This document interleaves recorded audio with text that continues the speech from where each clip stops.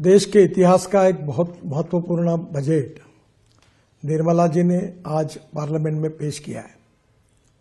ये जो बजट की विशेषता ये है कि हमारी इकोनॉमी को एक्सेलरेट करने वाला ये बजट है। जहां तक इंफ्रास्ट्रक्चर को हर समय वित्त मंत्री प्राथमिकता देते हैं, इस समय भी हमारा बजट बढ़ा है, जिसके कारण इंफ्रा रोड सेक्टर में इसका बहुत बड़ा फायदा होगा। मुझे इस बात की खुशी है कि कृषि विभाग की ओर उन्होंने विशेष रूप से ध्यान दिया है। तिलहन हो, विशेष रूप से तेल बिया हो, इसके उत्पादन कैसे बढ़े और किसान आत्मनिर्भर कैसे बने, इसका भी विचार किया गया है। विशेष रूप से इनकम टैक्स के बारे में एक रिफॉर्म करके नया कानून लाकर इसको और सरलीकरण उसका करना, ये जनता के लिए बहुत बड़ी राहत होगी। और 12 लाख रुपए की उत्पादन के लिए इनकम टैक्स में जो राहत दी गई है, वो भी बहुत महत्वपूर्ण है।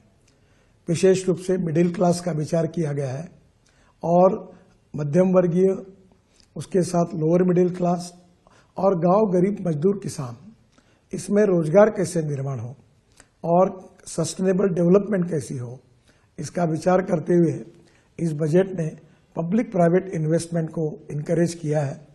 मुझे लगता है ये बहुत बड़ा सेक्टर है, जिसके कारण नए रोजगार निर्माण होंगे, ग्रोथ बढ़ेगी और निश्चित रूप से देश के विकास में उसका योगदान होगा। जहां तक ट्रांसपोर्ट सेक्टर है, हम 22 लाख करोड़ के फॉसिल फ्यूल इंपोर्ट करते हैं। इकोनॉमिक पॉइंट ऑफ व्यू भी हमारे लिए एक बहुत बड़ी समस्या है, पर उसके साथ साथ अल्टरनेटिव फ्यूल और बायोफ्यूल को प्रोत्साहन मिलता है।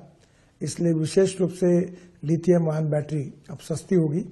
Scooter, electric car, electric bus, अब इलेक्ट्रिक ट्रक, इनकी कीमतें कम होगी। जो $150 पर किलोवाट पर आवर थी, वो $105 पर किलोवाट पर आवर आई है, वो $100 के नीचे जाएगी और इलेक्ट्रिक के वाहन और लोकप्रिय बनेंगे, प्रदूषण से मुक्ति मिलेगी और देश में नए रोजगार निर्माण होंगे। इसके लिए भी उन्होंने विशेष रूप से जो टैक्स में रियासत दी है, वो निश्चित रूप से बहुत उपयोगी है।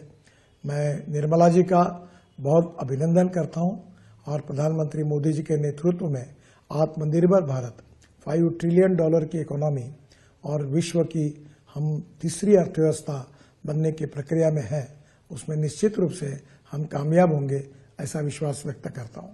नमस्कार।